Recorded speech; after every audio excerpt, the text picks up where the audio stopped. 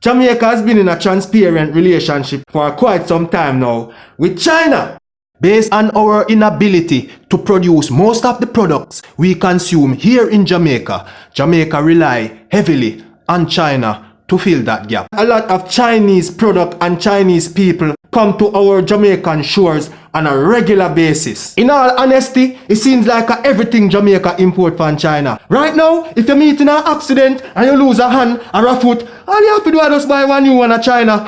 Jamaica soon start import even the politicians them too. Think about it for a second. If you need a loyal woman that love and appreciate you for you, and she not try nyam down your pocket and your bank book like termite when nyam down people bodos. Don't worry yourself, you can get two for the price of one at China. Cheap, cheap, cheap. Everything you need come from China and it's cheap. Because of men inadequate ability to please their women, women turn to other means to satisfy their pleasurable demand. For example, those vibrating toys.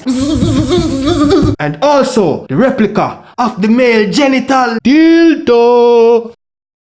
Which part of East then come from? China. Don't get me wrong, this is not an attempt to disrespect Chinese people. In no way, shape or form. I'm simply telling it like it is from my point of view. I just want to say this on behalf of all Jamaican people. We do anticipate your quick recovery from the current coronavirus epidemic that you are experiencing there in China. One thing we now got import is coronavirus. We settle for the little dengue situation we have out there. So right now, I work on that to solve that. Please, China, hurry up, control and eradicate the coronavirus. Subscribe to Justin Blake channel.